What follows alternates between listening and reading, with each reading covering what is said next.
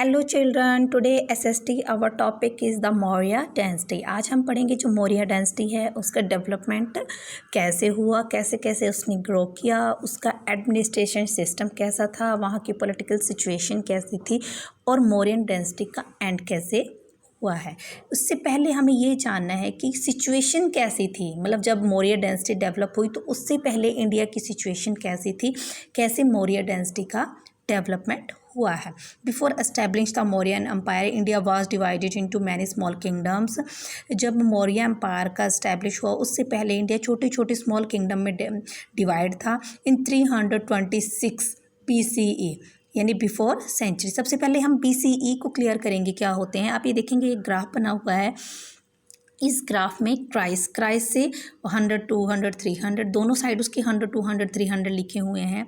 तो क्राइस का मतलब ये है कि जब जीसस क्राइस्ट पैदा हुए तो उससे आगे का जो टाइम है उसको हम प्लस करते चले जाएंगे। जैसे आप मैथमेटिक में सम सॉल्व करते हैं, अगर माइनस में होता है, पीछे की बैक की तरफ होते हैं तो हम माइनस करते चले जाते हैं और आगे की तरफ होते हैं तो हम प्लस करते चले जाते हैं। वही मेथड यहाँ पर रोल आउट करेगा। जब क्राइस्ट पैदा हुए तो उसके आगे का जो टाइम पीरियड, हम जैसे जैसे आगे बढ़ते जाएंगे तो वहाँ पर हम लिखेंगे सेंचुरी, यानी कि क्राइस्ट एरा। क्राइस्ट से आगे का टाइम पीरियड उसमें ऐड होता चला जाएगा। और जब क्राइस्ट से पीछे का जो टाइम है वहाँ पर हम लिखते हैं BCE, बिफोर क्राइस्ट एरा, मतलब बिफोर सेंचुरी भी हम इसको बोलते हैं। क्राइस्ट से पहले का जो टाइम है इसमें हम माइनस करते चले जाएंगे, बैक में जाएंगे। Let us continue. Alexander, in son of King Philip of Macedonia, invade India and defeating the king of Porus.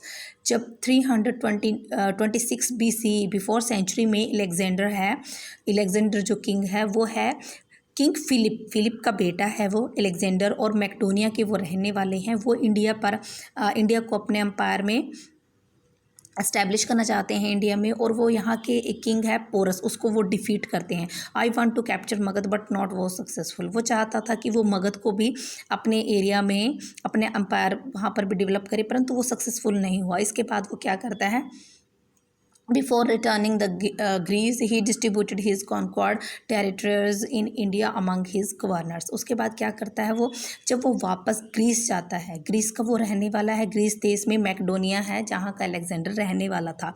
तो वो क्या करता है, वापस जाने से पहले वो जो अपना एम्पायर है वो अपने गवर्नर, उसका नाम है सेल्यूकस निकेटर, उसको वो देकर चले जाते हैं और अलेक्जेंडर की 323 BCE में उसकी डेथ हो जाती है। At the time of Magadha was ruled by the Nanda, ruled by Ghananand. इस टाइम जो है वहाँ पर मगध में नंद रूरल हैं और उनका जो किंग है घनानंद, वो वहाँ पर रूल कर रहा है, एम्पायर को संभाला हुआ है उसने। ही वॉज अनपॉपुलर रूरल, और वो एक अच्छा अप्रसिद्ध राजा है, मतलब कोई भी उसको पसंद नहीं करता है। Chanakya Kautilya who was insulted by Dhanananda vowed to destroy the empire of Nandas. जो चाणक्य है या कौटिल्य है उसने बहुत इंसल्ट की घनानंद ने। तो उस पर जब जो कौटिल्य है उसने शपथ ली कि वो जो नंद अम्पायर है उसको डिस्ट्रॉय कर देगा। ही मीट चंद्रगुप्त मौर्य, और उसने चंद्रगुप्त मौर्य से मीट की। They turn towards Magadha and defeat Ghanananda and establish Mauryan rule under Chandragupta Maurya in 324 BCE।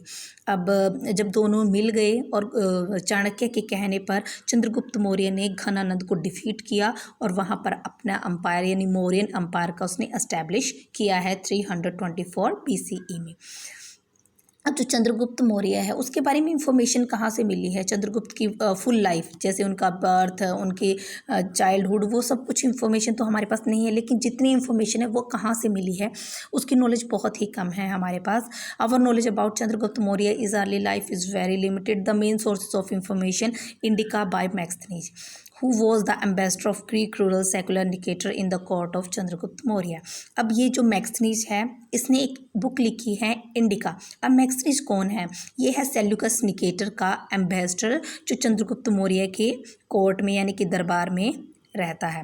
The other sources, अब और कौन कौन से सोर्सेज हैं इसकी इंफॉर्मेशन के, पुराण, Buddhist and Jain literature, Kautilya's अर्थशास्त्र एंड अशोक एडिक्ट। अब आप देखेंगे एक फ्लो चार्ट है, इस फ्लो चार्ट के थ्रू हम समझेंगे कि जब इंडिया में मौर्य एम्पायर एस्टैब्लिश हुआ उससे पहले कौन कौन से राजा थे और कैसे कैसे वर्क हुआ। देखिए, किंग है फिलिप, फिलिप किंग है मैकेडोनिया का, उसका बेटा है अलेक्जेंडर जो इंडिया पर अपना एम्पायर इस्टेब्लिश करना चाहता है, लेकिन जब मगध में वो फेलियर होता है तो वो वापस अपने देश ग्रीस चला जाता है और वहाँ पर वो जो अपना एम्पायर है उसको अपने एक कमांडर को दे के जाता है और कमांडर का नाम है सेल्यूकस निकेटर। अब जो सेल्यूकस निकेटर है उसके दरबार उसका एक एम्बेसडर है मैग्स्थनीज जिसने इंडिका लिखी है, वो चंद्रगुप्त मौर्य के दरबार में एज ए एम्बेसडर वर्क करता है। आगे देखेंगे मौर्यन अम्पायर। अब मौर्यन अम्पायर एस्टैब्लिश कब से कब तक हुआ है? The Mauryan empire 321 to 297 BCE। जो मौर्यन अम्पायर है वो देखेंगे आप, हम बैक में चल रहे हैं, 321 टू 297 तक हम बैक हो रहे हैं। Chandragupta's Maurya was the first Maurya in ruler to establish such a great empire. Chandragupta Maurya जो फर्स्ट रूरल था मौर्य अम्पायर का जिसने इस अम्पायर को एस्टैब्लिश किया था। He extended from north to south. उसने जो अपना अम्पायर है उसको एस्टैब्लिश किया है north to south, east to west, इसमें इंक्लूडिंग अफगानिस्तान एंड बलोचिस्तान। इसमें हम इंक्लूड करते हैं अफगानिस्तान को और बलोचिस्तान। एट प्रेजेंट जो पाकिस्तान है उसको बलोचिस्तान कहा जाता था उस टाइम में। Chandragupta established his capital at Pataliputra. Chandragupta ने जो ये अपना अम्पायर एस्टैब्लिश किया इसकी उसने कैपिटल बनाई है Pataliputra. Chanakya was the Chandragupta's guru as well as the prime minister. जो चाणक्य था वो चंद्रगुप्त मौर्य का गुरु तो था ही साथ उसका राजनीतिक एडवाइज़र भी था। चाणक्य रोट अर्थशास्त्र, a famous book on political administration. जो चाणक्य है उसने एक बुक लिखी थी अर्थशास्त्र जो पॉलिटिकल एडमिनिस्ट्रेशन के ऊपर है कि राजनीतिक जो एडमिनिस्ट्रेशन है वो कैसे होता है, इसके बारे में पूरी इन्फॉर्मेशन आपको अर्थशास्त्र से मिल सकती है। कूटनीति, राजनीति सब कुछ उसमें है। अब है चंद्रगुप्त मौर्य का बेटा हुआ है Bindusara. Bindusara succeeded Chandragupta's empire in 297 to 272 BC। Bindusara है जो चंद्रगुप्त मौर्य का बेटा है और उसने अम्पायर किया है 297 to 272। He protect his empire. उसने अपना जो अम्पायर है उसको प्रोटेक्ट किया है and developed good relationship with Greek and died in 272 BCE। और उसने अपने अम्पायर को अच्छे से प्रोटेक्ट किया और ग्रीक के साथ अच्छे रिलेशन उसने डेवलप किए हैं और उसकी डेथ हो जाती है 272 BCE, बिफोर सेंचुरी। यहाँ पे गलत हो गया है। नेक्स्ट है चंद्रगुप्त मौर्य है, उसका बेटा हुआ है बिंदुसार और बिंदुसार का बेटा है अशोका। अब हम अशोका के बारे में रीड आउट करेंगे। अशोका का टाइम पीरियड है 272 to 232 BCE, before century. His father is died in 272 BC but was crowned in 269 BCE। जो अशोका है उसके फादर की डेथ हुई है 272 BCE में, लेकिन जो उसको क्राउन यानी कि जब वो राजा बना वो बना है 269 BCE में, यानी कि 3 इयर्स का गैप आया है बीच में। He is considered to be a one of the great ruler in the world history. और जो अशोका है वो वर्ल्ड हिस्ट्री का सबसे बड़ा ग्रेट जो रूरल है वो माना जाता है ऑल ओवर वर्ल्ड में। अब ये देखेंगे हम मैप के थ्रू इसको अंडरस्टैंड करेंगे कि मौर्य डेंसिटी कहाँ से कहाँ तक फैली हुई थी। आप देखेंगे अफगानिस्तान, बलोचिस्तान मतलब पाकिस्तान, ऑल ओवर इंडिया। और इधर साइड में आप देखेंगे ईस्ट में बांग्लादेश है एट प्रेजेंट के हमारे मैप में, वो भी इसमें कवर हुआ है। लेकिन जो साउथ का थोड़ा पार्ट है ये रह गया है, इसमें है पांड्याज और चोल्स। ये जो है ये मौर्य अम्पायर में ये क्यों नहीं मिक्स हो सका, इसके बारे में हम रीड आउट करेंगे कि ये जो छोटा सा पार्ट है ये मौर्य अम्पायर या मौर्य डेंसिटी का हिस्सा क्यों नहीं बन सका। He conquered the state of Kalinga, modern Odisha, to complete his rule over almost the whole of India। जो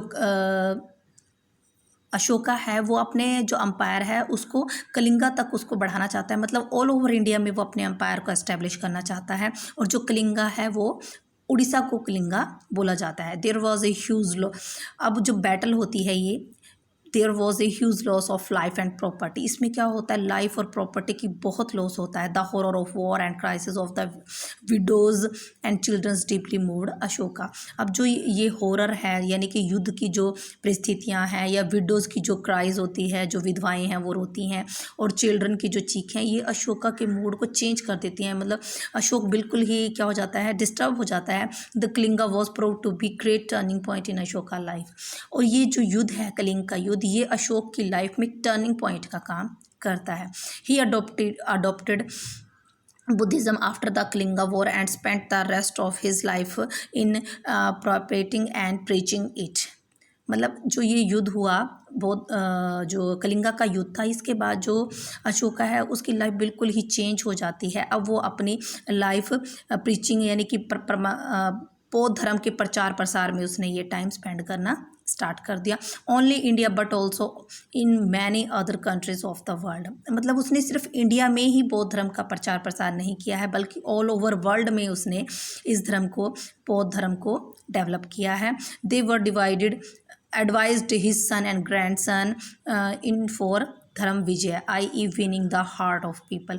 उसने अपने जो बेटा था और अपने जो ग्रैंडसन था उनको भी एडवाइस किया था कि आप धर्म विजय, धर्म पर विजय प्राप्त करो, यानी कि जो लोगों का दिल है उसको जीतना है। अब एरिया हमें नहीं बढ़ाना है, एरिया को नहीं जीतना है, लोगों के दिलों को जीतना है। He treated his people as a father would treat his children.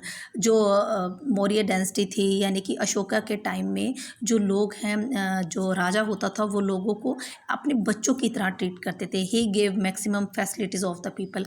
उस टाइम पीरियड में लोगों को मैक्सिमम फैसिलिटीज़ दी गई थी जितनी भी उनको प्रोवाइड कराई जा सकती थी। Trees were planted on the earth side of roads, wells were dug, hospitals of the for the people and animals were opened, orphans and old age homes were also established during this period. अब उसने क्या किया है, जो trees हैं आप देखेंगे जैसे सड़कें हैं, रोड्स हैं हमारे, उनके दोनों साइड में ट्रीज़ लगे होते हैं। इसकी स्टार्टिंग की थी अशोका के टाइम पीरियड, यानी कि मौर्य डेंसिटी में इसकी डेवलपमेंट हुई थी कि लोग दोनों साइड पे ट्रीज़ लगाए गए थे ताकि आने जाने वाले वहाँ पर आराम से बैठ सके छाया में। वेल वर्डग्स, वहाँ पर कुएँ खुदवाए गए, हॉस्पिटल्स बनवाए गए एनिमल्स के लिए और पीपल्स के लिए। Orphans and old age home, orphans मतलब अनाथ आश्रम और वृद्धाश्रम ओपन किए गए बुज़ुर्ग लोगों के लिए जिनका कोई भी नहीं होता था। अब है एडमिनिस्ट्रेशन। एडमिनिस्ट्रेशन कैसा था अशोका के टाइम के या मौर्य डेंसिटी का? The Maurya administration was rule under the guidance of Chanakya. जो मौर्य डेंसिटी है उसका जो एडमिनिस्ट्रेशन था वो चाणक्य की जो गाइडलाइंस थी, जो उसने अर्थशास्त्र लिखा था उसके अकॉर्डिंग वो रूल करते थे। The king was the head of the state. जो किंग होता था यानी राजा होता था वो हेड होता था स्टेट का। And enjoyed supreme power of the military, judiciary, civil administration. वो जो मिलिट्री होती है, जो जुडिशरी होती है, न्यायपालिका और सिविल एडमिनिस्ट्रेशन, उसकी सारी पावर राजा के हाथ में होती थी, किंग के हैंड में होती थी। ही हैड इन मंत्री परिषद टू एडवाइस, और उसने एक मंत्री परिषद बनाई हुई थी अपनी एडवाइस के लिए, उसको एडवाइस देने के लिए। King was not bound to follow their advice, लेकिन उसको जो मंत्री परिषद बनाई थी वो ज़रूरी नहीं थी कि जो वो एडवाइस देती है वो किंग को माननी ज़रूरी है, वो उसके लिए बैन है, वो बॉन्ड नहीं था, वो अपनी मर्जी से वर्क करता था। He kept ladies as his bodyguards. अब आप देखेंगे जो मौर्यन डेंसिटी है वहाँ पर लेडीज़ को बॉडी गार्ड के रूप में भी यूज़ किया गया है, मतलब लेडीज़ जो होती थी वो बॉडी गार्ड्स होती थी, अमात्या। और वहाँ पर जो उनकी मंत्री परिषद थी उसके जो मेंबर होते थे उसको अमात्या बोला जाता था। महामात्रा, अध्यक्ष होता था, जो पुरोहित होते थे, सेनापति, युवराज, वर्ष of the official is court, ये उनके सब उन्होंने नेम दिए हुए थे उनके मंत्रिपरिषद के मेंबर्स को। The whole empire was divided into small units for efficient administration, और सारा जो एम्पायर था उसको छोटे छोटे पार्ट्स में डिवाइड किया गया था अच्छी यानी कि प्रॉपर वे से एडमिनिस्ट्रेशन को चलाने के लिए। अब हम जानेंगे कि ये सिस्टम कैसे था। पहले हम देखते हैं सिटीज़ एडमिनिस्ट्रेशन वॉज अंडर नगर अध्यक्ष। अब जो सिटी का एडमिनिस्ट्रेशन था वो नगर अध्यक्ष के अंडर आता था, और जो villages administration was run by A group of officer, और जो विलेज का एडमिनिस्ट्रेशन सिस्टम था वो कुछ ग्रुप बनाया गया था कुछ मेंबर्स का, वो उसको चलाते थे, एडमिनिस्ट्रेट करते थे। The keep records of the people collect taxes and maintains law and order in their villages, और वो क्या करते थे, कलेक्ट करते थे रिकॉर्ड्स को, जो वो लोगों से टैक्सेस लेते थे या मेंटेन करते थे लॉ को, यानी कि कानून व्यवस्था को मेंटेन करना, ऑर्डर इन देयर विलेजेस, और जो ऑर्डर फॉलो करवाने होते थे वो सब काम ये कमेटी बनाती, जो थोड़े मेंबरों की ऑफिसर्स थे जो इनकी कमेटी बनाई हुई थी, ये यहाँ पर वर्क करती थी। नेक्स्ट सोशल कंडीशन कैसी थी? The life of people was peaceful and प्रॉपर्स in their society. जो लाइफ थी वो बहुत अच्छी थी और शांत थी, मतलब वो प्रॉस्पर्स लाइफ जीते थे। वर्ण एंड आश्रम्स, अब जो है वर्ण और आश्रम्स में सोसाइटी को डिवाइड किया गया है। ऑफ द ऋग वैदिक पीरियड वेयर इन प्रैक्टिसाइज, मतलब जो वैदिक टाइम में होता था, लेटर वैदिक टाइम में वर्ण और आश्रम्स में जैसे सोसाइटी को डिवाइड किया जाता था, चंद्रगुप्त मौर्य के यानी कि मौर्य डेंसिटी में भी उसको ऐसे ही डिवाइड किया गया था। Most of people were married within their own caste and follow their parents trade और प्रोफेशंस, और जो लोग होते थे वो शादी करके अपनी कास्ट में ही वो शादी करते थे और अपने पेरेंट्स द्वारा जो उनका प्रोफेशन होता था या जो वो व्यापार करते थे उनके पेरेंट्स उनको ही वो कंटिन्यू करते थे। अब आगे देखेंगे ये हमने 2 पार्ट्स में इसको डिवाइड किया है, एक है वर्णास और दूसरे हैं आश्रम्स जो उस टाइम थे। वर्णास में वही ब्राह्मण होते थे, क्षत्रिय, वैश्य और शूद्र, मतलब वही 4 टाइप्स होते थे। सबसे फर्स्ट पद पे थे ब्राह्मण, उसके बाद क्षत्रिय, फिर वैश्य और शूद्र, मतलब ब्राह्मण जो फर्स्ट हैं और जो पूजा करते हैं, क्षत्रिय जो लोगों की रक्षा करते हैं, वैश्यस जो कल्टीवेटर्स हैं, मतलब जो क्रॉप्स को ग्रो करते हैं, और शूद्रास जो इन सब की सेवा करते हैं। और आश्रम्स, उन्होंने लाइफ को 4 आश्रम्स में डिवाइड किया हुआ था। ब्रह्मचारी है वही 1 to 25 वाला जो हमने पहले भी पढ़ा है वैदिक पीरियड में। गृहस्थ आश्रम, ब्रह्मचार्य आश्रम, गृहस्थ यानी कि शादी करना और गृहस्थी करना, वानप्रस्थ आश्रम, उसके बाद मेडिटेशन के लिए आप को वानप्रस्थ करना, और संन्यास, और सबसे लास्ट में था संन्यास लेकर लाइफ को जीना। नेक्स्ट, इकोनॉमिक कंडीशन कैसी थी मौर्य डायनेस्टी में? Agriculture was the basis of village economy, जो एग्रीकल्चर है वो बेसिक था विलेज इकोनॉमी का। Many dams and lakes were constructed to provide educational facilities, वहाँ पर डैम्स बनाए गए, लेक्स बनाए गए, कंस्ट्रक्ट किया गया, क्यों कि उनको एग्रीकल्चर में फैसिलिटीज़ मिल सके। सुदर्शन लेक, ये Sudarshan lake built by Chandragupta Maurya, ये जो बहुत फेमस लेक है जो सुदर्शन लेक है, ये चंद्रगुप्त मौर्य द्वारा बिल्ट की गई थी। The state also gave financial help to the cultivator and traders, और जो स्टेट है मतलब जो सेंटर था उसकी तरफ से, मौर्य डायनेस्टी की तरफ से लोगों को जो कल्टिवेटर्स थे यानी खेती करते थे और ट्रेडर्स जो व्यापारी होते थे उनको बहुत हेल्प दी जाती थी financially. Forest, wild animals, mines and natural sources were consider as a public property and protected by the state law. Punishment was given to those who cut down green trees, मतलब जो forest हैं, जंगल हैं, wild animals हैं, mines हैं, खाने, natural sources जो प्राकृतिक sources हैं, इन सब को एज ए पब्लिक प्रॉपर्टी उनकी केयर की जाती थी। और अगर कोई इनको कट करता था, जैसे ट्रीज़ हैं, ये ट्रीज़ को कट करता था, ग्रीन ट्रीज़ को, तो उनको बहुत ज़्यादा पनिशमेंट दी जाती थी, मतलब ह्यूज पनिशमेंट उनको मिलती थी कि अगर वो ट्रीज़ को कट करेंगे या जो पब्लिक प्रॉपर्टी है उसको नुकसान पहुंचाएंगे। नेक्स्ट है cotton, wool, silk products were main items of internal and foreigner trades. उस टाइम व्यापार बहुत अच्छा था, लोग हम दूसरे देशों से व्यापार करते थे।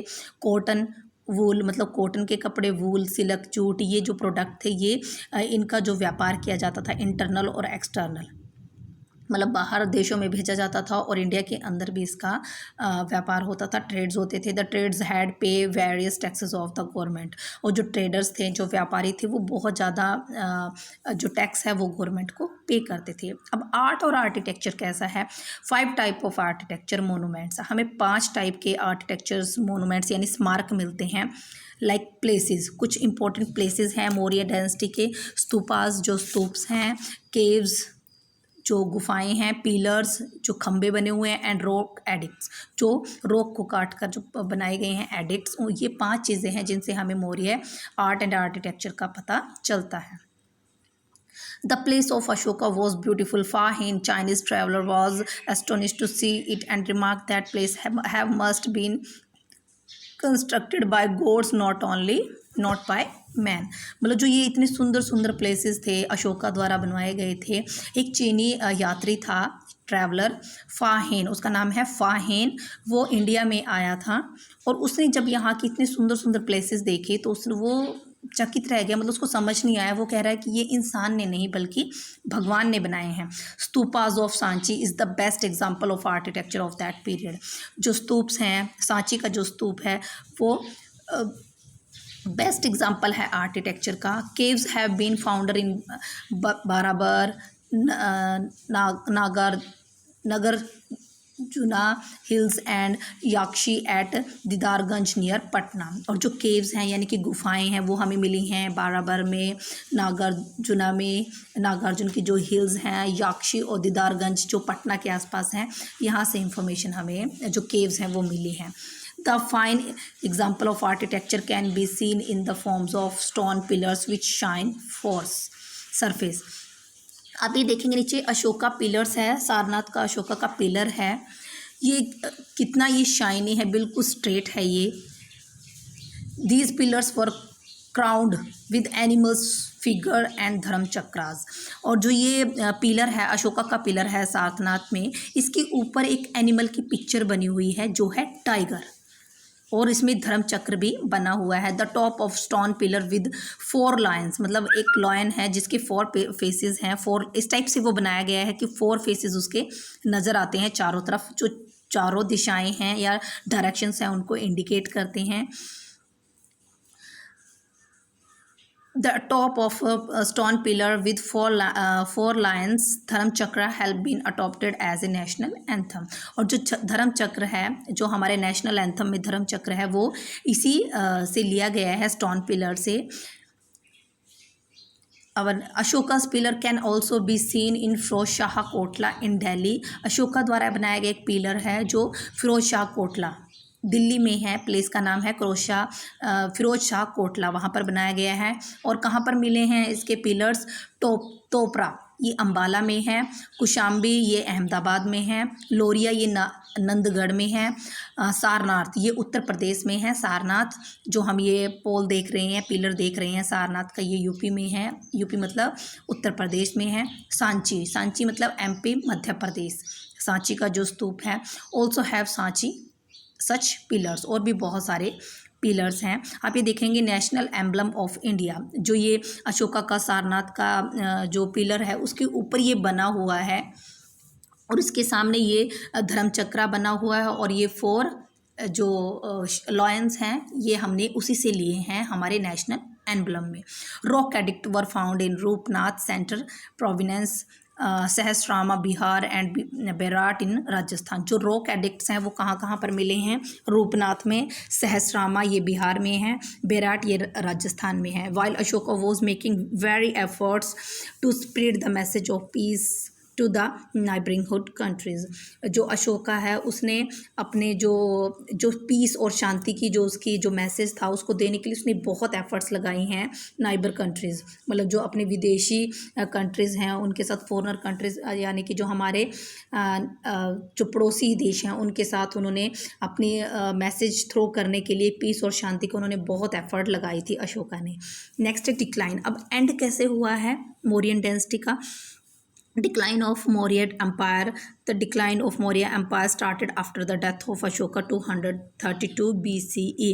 अब जो मौर्य डायनेस्टी का एंड है वो हुआ है अशोका की डेथ के बाद. ये स्टार्ट हो गया था धीरे धीरे, और अशोका की डेथ हुई 232 BCE. It is said that Ashoka military policy of not waging any war was perhaps main reason of the decline of his empire.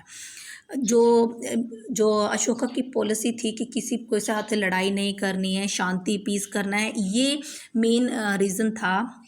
मे भी हो सकता है कि ये मेन रीज़न रहा हो इनके जो मौर्यन डायनेस्टी है इसकी एंड का. Main reason of the decline of his empire.